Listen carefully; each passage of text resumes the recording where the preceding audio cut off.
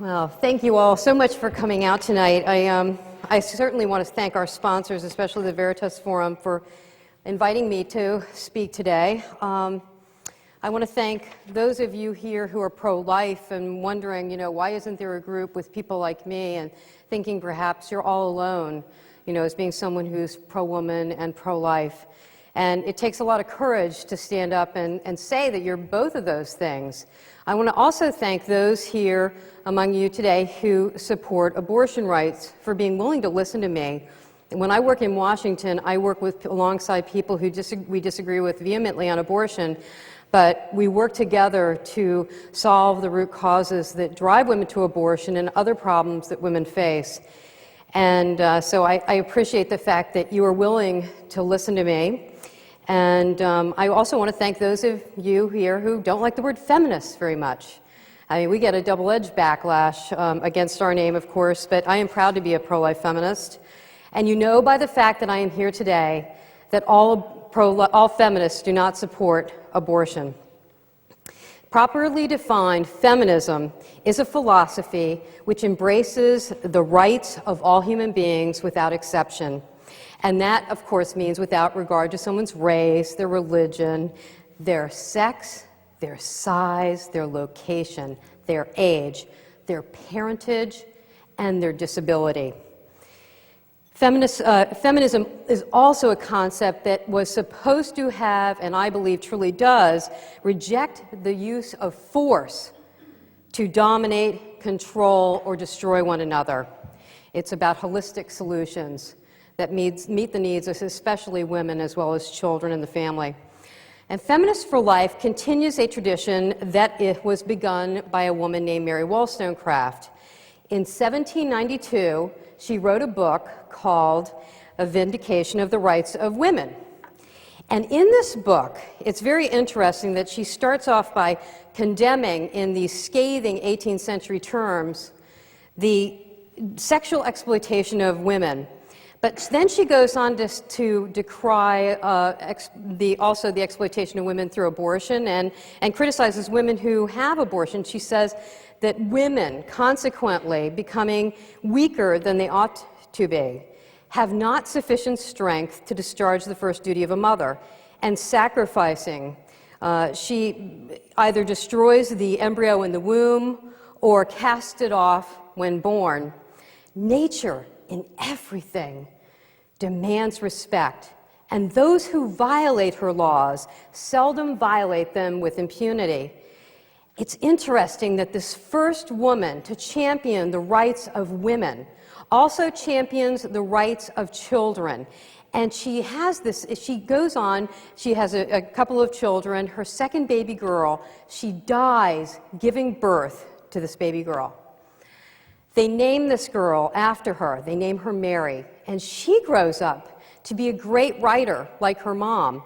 Only she writes about this idea that nature in everything demands respect, and those who violate her laws seldom violate them with impunity. She writes it in a fictional form, and she writes the first book in bioethics, Frankenstein, Mary Wollstonecraft Shelley. And so from these two women, you can look back and think about the bioethical challenges that you're going to face tomorrow. What will happen if, because Roe v. Wade says that you only have rights when you're born, if we have children conceived through artificial means or through cloning, and they're kept in an artificial womb, will they have no rights because they never came through the birth canal? Can we take their liver, their heart, their brain? Can we use them for research without any, consideration to their rights? And so you can see the future implications of Roe v. Wade. What would happen if we could have pregnancy transplants? Would a woman have a right to destroy the unborn or only have the right to become unpregnant? So there's lots of questions, and I think it's really good that we have two great women that start off the discussion with us hundreds of years before they ever could have conceived the things that we face today. Now, there were women 50 years after Mary Wollstonecraft wrote this book in America who looked back to her and thought that she had some great ideas. Two of them were involved in the abolitionist movement, Elizabeth Cady Stanton and a woman named Lucretia Mott. And they went from New England back to England because they wanted to fight the slave trades. And you know that warring rival tribes would sell the losers to the Dutch slave traders.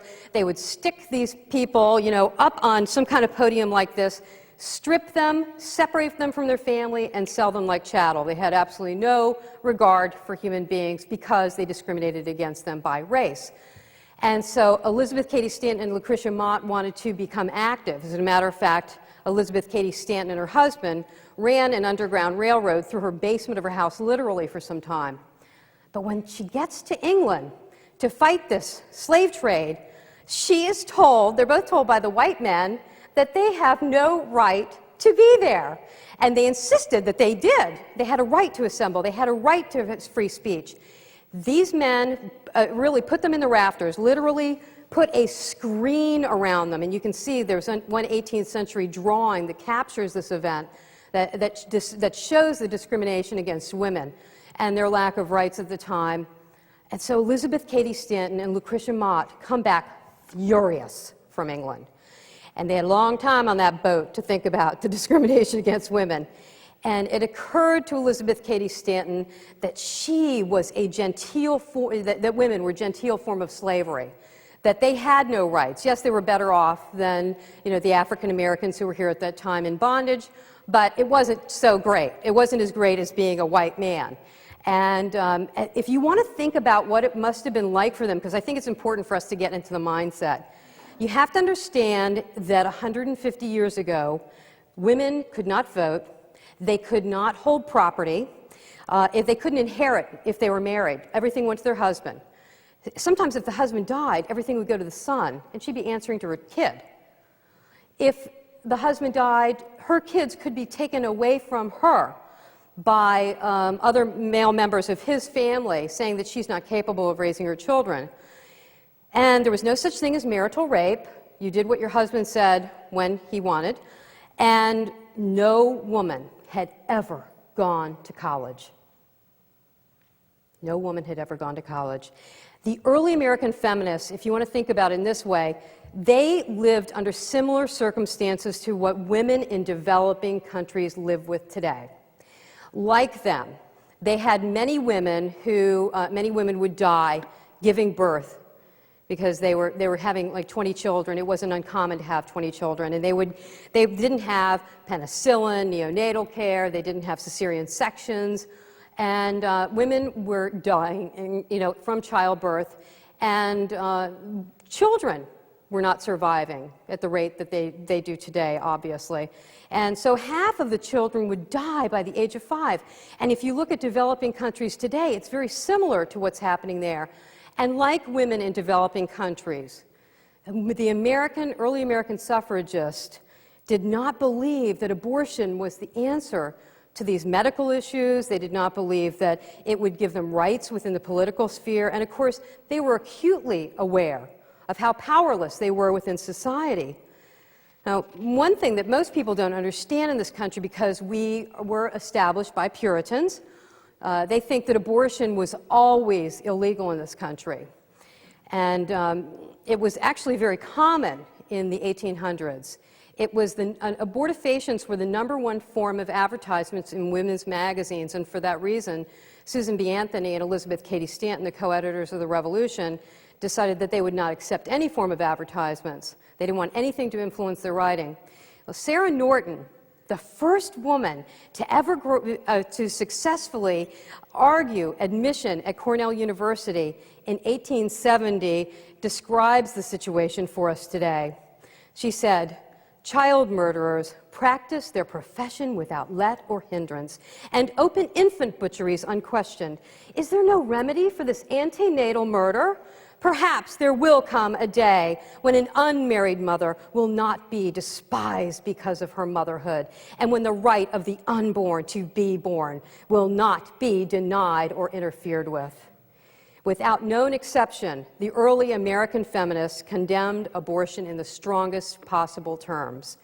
In Susan B. Anthony's Revolution, abortion is referred to as child murder, infanticide, feticide. Elizabeth Cady Stanton, who in 1848 organized the first women's convention in Seneca Falls, New York, classified abortion as a form of infanticide and said, "When you consider that women have been treated as property, it is degrading to women that we should treat our children as property to be disposed of as we see fit." Now, how many of you were aware that the early American feminists, worked to make abortion illegal in this country? It's true. And it is the dirty little secret of most women's history studies departments in the country.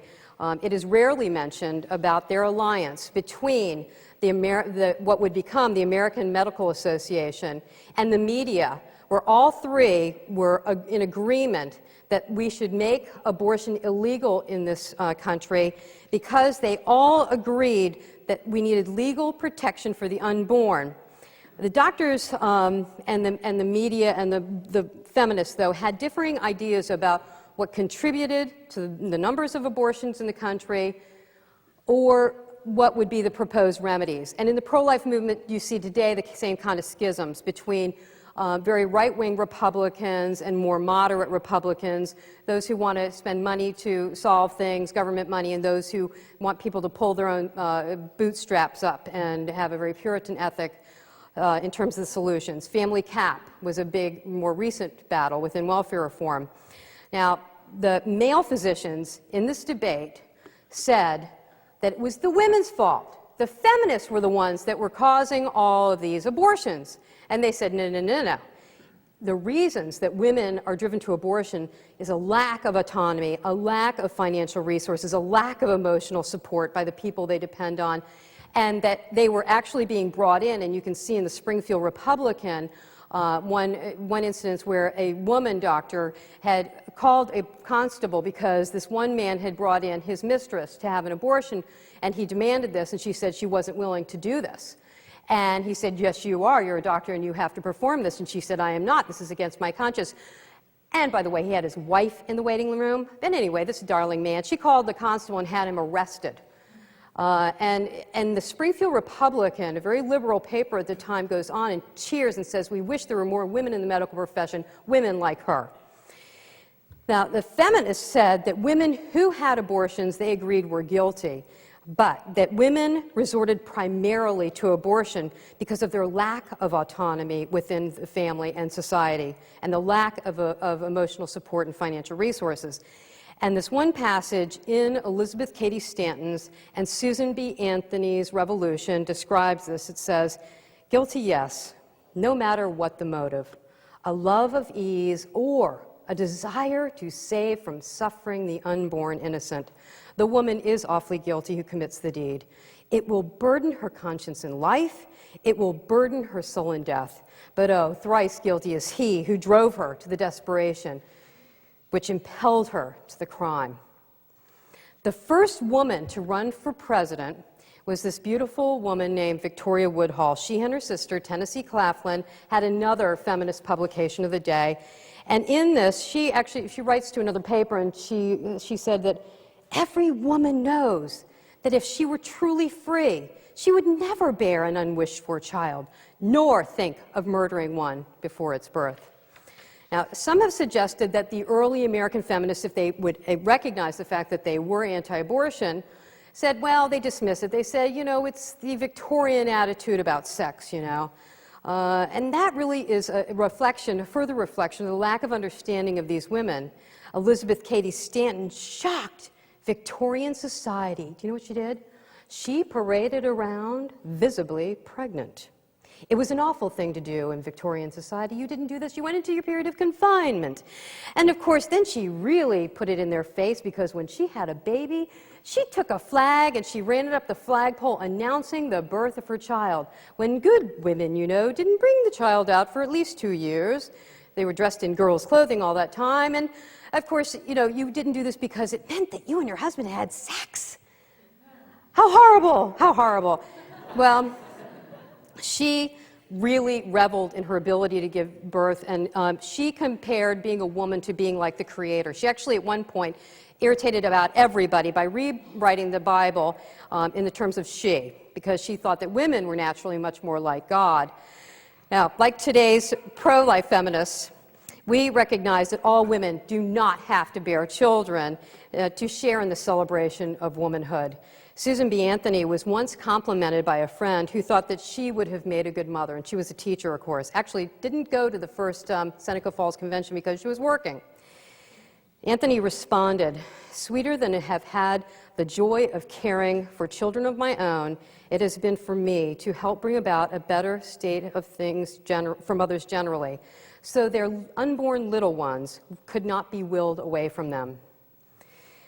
This is so different. I mean, this is ironic that 100 years later, after the early American feminists, along with all these other goals that they had set for themselves, you know, they worked for all these wonderful things, women going to college, and we've all benefited from the vote, and sometimes women don't exercise that right, which really irritates me when you think about how these women suffered for that right, their ability to own property and all these things, and the ability to be protected, what the early American feminists considered to be consumer protection laws from abortion, to be coerced into an abortion.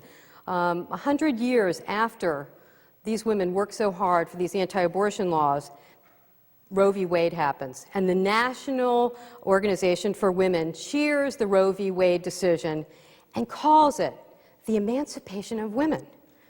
I mean, I think that what the early American feminists did emancipated us. And, you know, we had an amendment that said we could vote. Those are the things that emancipated me. The goals of the now-led movement with respect to abortion would have horrified women like Elizabeth Cady Stanton, what she called and I quote, a disgusting and degrading crime, was translated by Eleanor Smeal as the most fundamental right. And what I want you to understand, because most of you are, you know, under 30 years of age and you have no memory of what it was like in the 70s, I'd like for you to understand that by this time the birth rate was down. Women were not having 20 children right and left and dying in great numbers from childbirth. By this time the birth rate was down. Even before the advent of the pill, the rate of birth had declined in this country. And to a great extent, it happened naturally when women went to school and when women joined the workforce in greater number. And in the 70s, there truly was no outcry from women, from mainstream women, to have an abortion. And as a matter of fact, Betty Friedan, who is credited with reawakening feminism with her landmark book, The Feminine Mystique, did not even mention abortion within the first edition. It wasn't until later that she adds the well-worn line, "I am not for abortion, I am for the choice to have children." It wasn't until 1966 that the National Organization for Women included abortion in its list of goals, and even then it was really not a big priority. There were two men named Larry Lader and Dr. Bernard Nathanson, who had started a group called NARAL, what is now today known as the National Abortion and Reproductive Rights Action League. At that time, it was the National Association to Repeal the Abortion Laws. And they had been going around the country. My mom told me, "Serrin, there are these two kooks going around the country. They're saying that women should be able to kill the baby in their womb." Well, everybody was saying, well, who wanted that? And the governors and the state legislators were running from these guys as pariah, and they didn't get anywhere. So Larry Lader goes back to the drawing board and says, you know, we have to think of another strategy. Larry Lader was motivated and continues to be motivated by overpopulation concerns of, you know, consumption versus population. And Dr. Bernard Nathanson was motivated to become an abortion rights activist because of his belief that if you made it legal, it would be safe. The same reasoning that people would use for prostitution or for drugs, illicit drugs now. And so he thought this was a way to protect women because he had seen botched abortions. But since they weren't getting anywhere, Larry Lader came up with an idea. What was it that women wanted in the 70s? What was the women's movement about? And, you know, with all the divergent groups, there was a spectrum of groups, just like there's a spectrum of groups in the pro-life movement today. You see the majority of these groups dedicated to one idea, and that was equality for women in the workplace and in education. And So Larry later says to the leadership of NOW, basically, look, little ladies, I have the keys to the workplace. If you want to be educated like a man and hired like a man and promoted like a man and paid like a man, well, you can't bother your poor little employer with your maternity and fertility issues. Why is it, and some people believe this today, that the employer should be burdened with your fertility? Oh, maybe your tummy's going to ache for the first trimester and you're going to feel sick and you won't want to go to work. And then, you'll want to have time off to have the baby.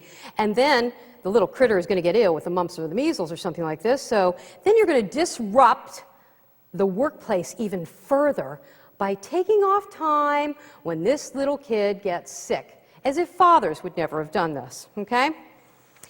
And so Betty Friedan at this time is still not convinced that this is a good idea. She, after all, has experienced having children in her womb, and she has experienced women, a baby kicking inside of her.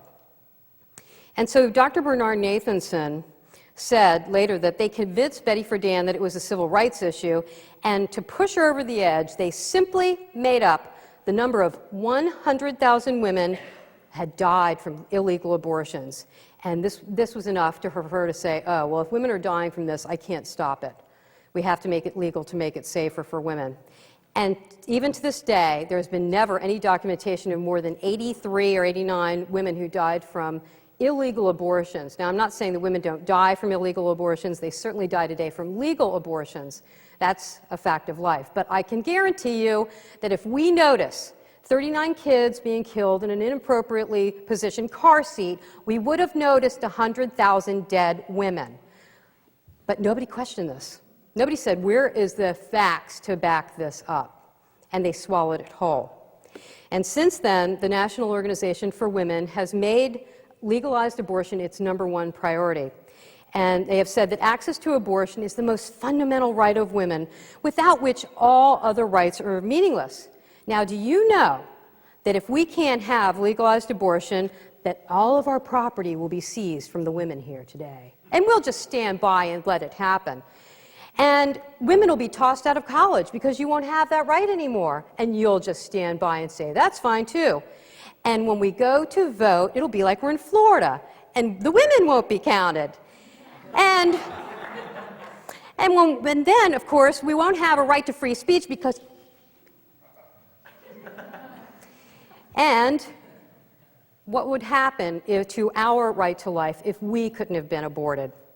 So we want to start questioning these things. I remember hearing from my mother, who was so excited about the women's movement and how it was going. She said, Serrin, if women were in positions of power, there would be no war, there would be no violence, problems would be solved holistically, and we would deal with the root causes, and this. But it's interesting that during the 70s, when I went off to college, and it was a really exciting time. My father said, Serrin, I want you to go to college because I want you to be a well-educated mother, and I want to make sure that you don't embarrass your husband in front of his boss.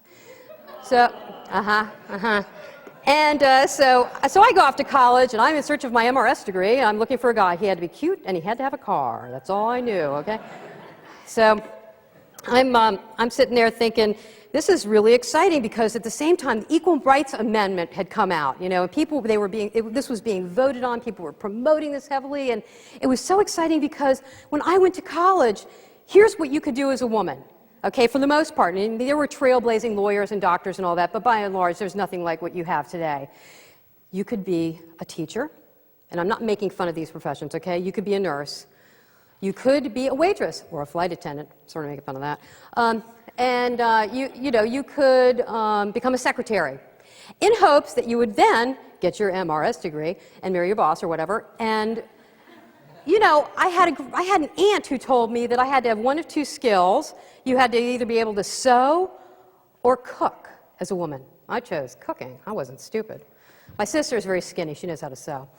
So I was excited because all of a sudden the Equal Rights Amendment meant college meant something. It's kind of late in my development. All of a sudden I thought, oh my God, I really have to take care of myself.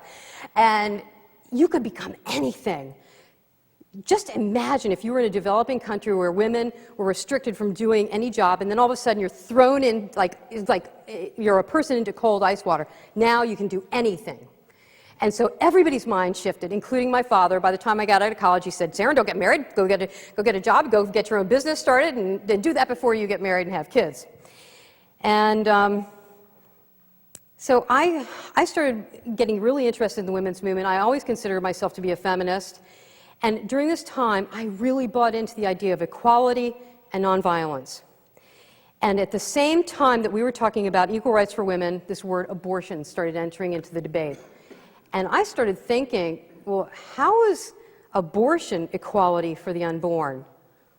And isn't this discrimination by age, size, location, perhaps disability or parentage? And isn't this violence against women as well as violence against children? And so I felt totally alone as a pro-life feminist. Because see, if you were pro-life, you were supposed to decide that you were just going to get married and have a traditional life, and that would be the end of it. And I felt like there was no one else who understood where I was at philosophically. To me, the second wave, or the 70s women's movement, the latest big feminist movement, had replaced a patriarchal system with a matriarchal system, and was saying now that women could make life and death decisions over someone else as men had in patriarchal systems. And to me, that was very different from true feminism, because I believed that genuine equality never came at the expense of anybody else. And you should be able to achieve your rights without costing somebody else their rights or their life. And yet abortion violated those basic tenets of feminism that were explained to me early on. And I think it's time for all of us to reconsider what the many promises were made to the women's movement by abortion proponents. They promised the women's movement that there would be this world of equality and reduced poverty. And yet the term, the feminization of poverty, was coined after Roe v. Wade. And you had a world where every child would be a wanted child, because we'll get rid of the rest of them, you see, and then they won't bother us. And instead of this world of nonviolence, child abuse has escalated in every developed country where there is legalized abortion. And rather than shared responsibility for children, you know the guys were going to take out the trash equally, diaper equally, stay at home with the kids equally. Ha! Well, rather than shared responsibility for children, even more of the responsibility for children has shifted to women. And to some extent, women must take responsibility for this, because when we say, it's our body, it's our choice, men hear us say, yeah, and it's your problem. And as a result, we have diminished fatherhood, we have disconnected children from their dads in great numbers in this country, and we have billions and billions of uncollected dollars for child support. And that's just a reflection of what these kids are missing. Fatherless teens are at the highest risk of becoming parents too soon, and boys, teenage boys, who are fatherless fill our jails and prisons. It's the number one indicator of a precursor to entering jails and prisons or becoming a mom or dad too soon. Now, why? Now, you just take all of, my spin, my rhetoric, my views of how this happened, and you just set it aside, because this has nothing to do with why women have abortion. They don't have abortion because they're chanting, it's my body, it's my choice, it's my rights. No.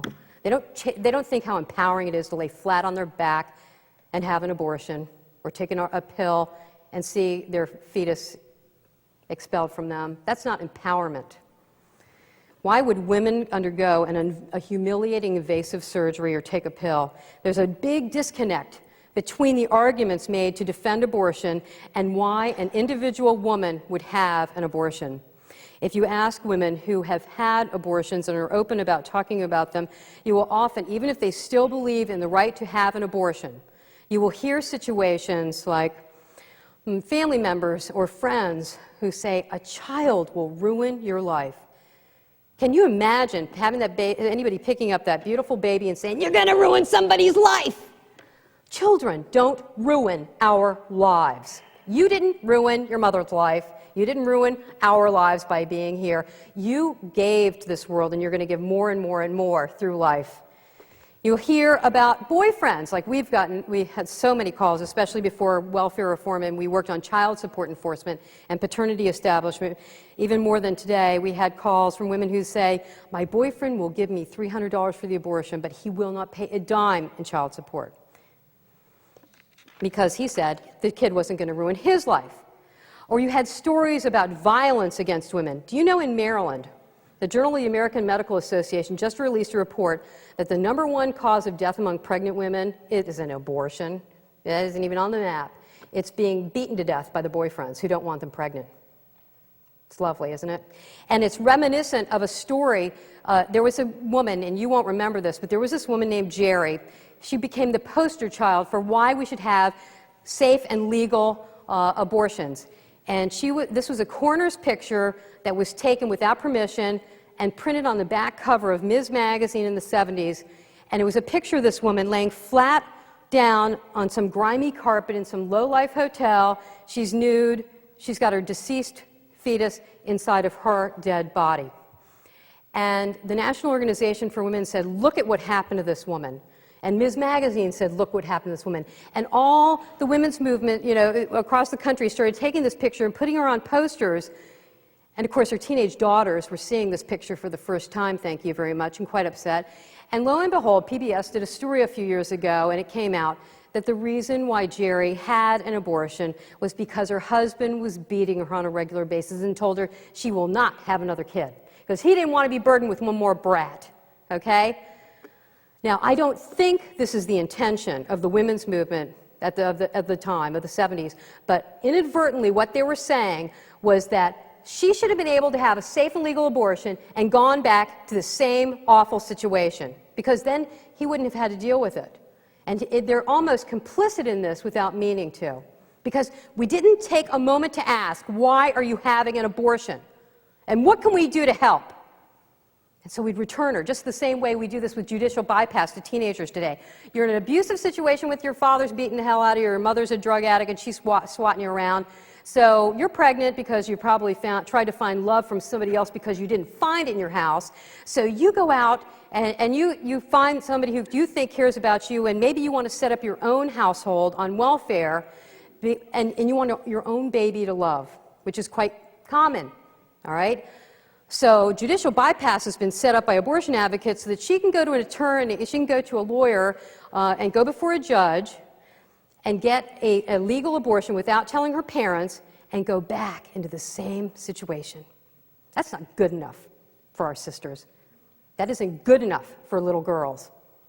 Judges who have little girls appearing before them saying that my parents are beating me up and I'm terrified of them ought to have social services go in there and take her away from these kind of abusive parents if that is indeed the case. And you have schools and colleges who don't allow women or teenage girls to complete their education if they have a child, because you know that you're suddenly stupid and you can't read if you become pregnant while you're in college. And women on college campuses, the rare one you see, they tell me that they are stared at as if they are exotic animals. And yet there's no accommodation for them, or little accommodation, or no one really publicizes what the accommodation is. And you have employers today who do not have maternity coverage in their health insurance, won't accommodate women with job sharing, flex time, create a virtual office, or who won't pay a living wage because, it is your body, it is your choice, and it's not my problem, says the employer. And you ask yourself, when was the last time you really heard a happy abortion story? Do you go to Four Seasons to see women celebrating their abortion? I have only heard women who believe in abortion, women who think that it was a tragedy when they had one themselves and regret it, who think, why didn't anybody support me, and why couldn't I have had this problem solved for me or with someone's help? They all say this wasn't a happy time. This wasn't a happy time, but they felt it was a necessity. And we've got to start saying in a unified voice to unsupportive fathers, family and friends, the government, as well as institutions of higher education and businesses, women have children. Get over it. And then when we start saying that, then maybe the accommodations for pregnancy and parenting will come. And women shouldn't be forced to choose between relinquishing their life and career plans or suffering through a humiliating invasive procedure or taking RU46 and witnessing that, not being separated by a sheet for the first time, and sacrificing her child. And I spoke at the State Department in the Bringing Cairo Home conference a few years ago, and I said to about 1,000 people who were attending the conference, I think there were 3 pro-life people there, that no compassionate person, pro-life or pro-choice, wants to watch a girl or a woman drop out of school and face a lifetime of poverty for herself or her child. And yet, that is how pro-lifers are perceived. You know, oh, you're going to have this kid, and then nobody's going to help her, nobody's going to take care of her. And the other side, the pro-lifers see the pro-choice people saying that, they look and they say, no compassionate person wants a woman to suffer through an abortion. Why would you wish that on your worst enemy? And so what you have is this, cross-section of discussions. The pro-life side saying to the pro-choice side, you don't care about babies, and the women's group saying to the pro-lifers, you don't care about women. And we're at that cross-connection. And I really don't believe that that's true, but that's how we perceive each other. I think that what happens is that we've had abortion for so long now, and it's perceived as a right, and you have people who are taking advantage of the fact that it's legalized, and they just say, it's your problem. And so we don't have the what we should have, which is we should be putting into hyperdrive the programs and the resources and the emotional support for women to have children. And if they don't want to have a child, to help them through a nonviolent choice to have an adoption. Once she is pregnant, she is changed no matter what, whether she has a miscarriage, whether she has an abortion, whether she has a child and raises it, whether she places that child for adoption. She is changed forever from the moment that she has conceived and knows about it. Now, people on both sides of the abortion debate, interestingly enough, do agree that the huge number of abortions in this country, over 1 million, is a reflection that society has failed women. Because if you look at Alan Guttmacher's own research, this is the research arm of Planned Parenthood of America, they have given us our task list. They have asked women who have gone to Planned Parenthood, why are you having an abortion? And it seems to me that if there are women having abortions because they don't have financial resources, they don't have housing, they don't have daycare, they can't combine their career or their education with having children, we should be asking, why not? We can get to the point where we take care of all these women, and maybe we get to a woman who says, well, I just don't feel like being pregnant. I just don't feel like pregnant. We can disagree about that. But there are so many women caught up in that first vacuum that we should be working together for. And this is where we can redirect the abortion debate. I am so sick of hearing about arguments in front of clinics. I don't think they're helpful. I know that people have said they've saved people, when they're in front of clinics, but I think there's got to be another way that we can redirect our energy, because we've taken all this focus into screaming at each other. Should we go get somebody a sandwich? Go take them into your home. There are things that we can do that are productive besides screaming at one another and accusations that the other person doesn't care when they do. I think we need progressive solutions that challenge the status quo, just as every generation has done in the past. They always try to make it better for those who follow us. And in my mind, to make abortion rare, we need to emphasize woman-centered solutions, not totally concentrating on the baby, as many people have. We only see the baby in this. I want to ask you, do you know women who've been pregnant on this campus? Anybody? Anybody know women who've been pregnant? Do you see women who are visibly pregnant on this campus? No. What's interesting is that 1 out of 10 women and your age will get pregnant this year, according to Alan Guttmacher. It's 24% actually of 20 to 24-year-olds, and 10% of the 18 and 19-year-olds will get pregnant every year. Now, in that number is a whole lot of women who want to get pregnant and they're settling down very early to have kids. But you also have a whole lot of college students in that number. And college students comprise 1 out of 5 abortions that are performed in the United States. 800 women a day who are college students have an abortion. And when I started working on the college outreach program, just talking about philosophy of abortion and feminist history, one of our board members shared with the board that when she had been at a Washington area university, she had become suddenly pregnant.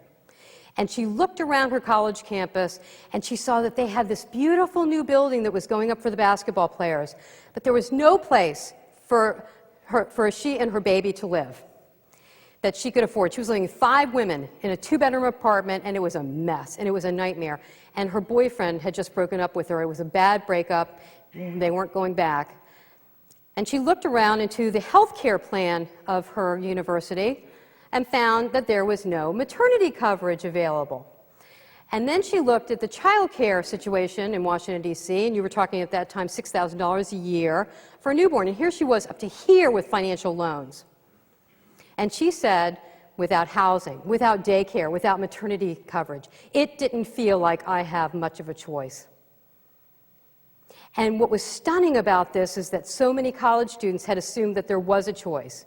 But if you're facing leaving college and going out and begging on the street with a baby at your breast in a tin can, sitting on a grate to keep warm in D.C., or if you're thinking that you can complete your education and have children, and you would have to sacrifice your child to get through school because you can't possibly keep your workload going, and there's no way to sit there and be pregnant and waddle around classes, and then the baby's here, and then where am I going to put this baby? I mean, how to think this through, how to make this happen. And yet this is the most fertile time of your lives, and obviously the most sexually active, if this many women are getting pregnant. So we are living in the land of denial. We have high schools that can figure out how to get women through high school and complete their high school education, but at most colleges and university, it's not happening. Pro-life students and pro-choice students and administrators can come together and have in America at different venues across this country through a pregnancy resources forum. And you, too, could be a catalyst for change, like students at Harvard recently, Kent State. We've had them at Georgetown University. We've had them at Notre Dame, Berkeley, et cetera. And different places have found that there are different problems on their campus. Some have had great resources, but they had an underlying hostile administration who didn't want to see any more family housing built. There were long waiting lists for the child care, and that was too bad.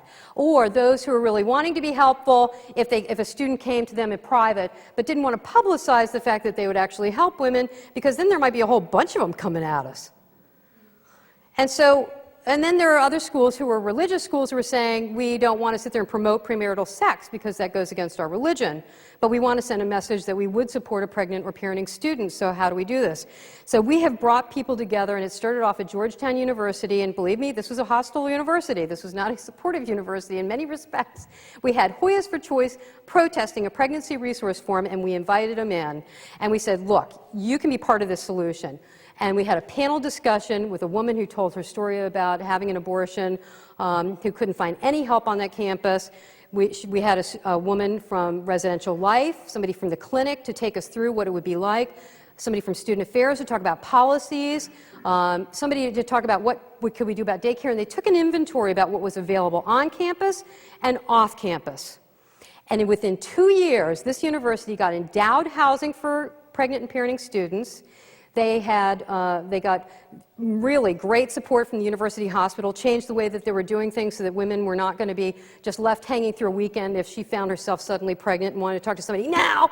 They got 24-hour helpline from the woman who was doing part-time sexual assault work, and they also got a system going so that they could, if a student was emancipated from her parents, she would have welfare benefits, they would deal with financial aid, I mean, really comprehensive care, and it took 2 years to go through huge obstacles. Hoyas for Kids Daycare is established now. It's already outgrown the space that it needed. Already outgrown it, they need new space, and the same thing with housing. So what I want to share with you is that even though people can disagree vehemently about abortion, there are things that we should do to work together. At Old Dominion, where I went to school, we have a virtual education system, distance learning, that was adapted for the disabled and for pregnant, abled women.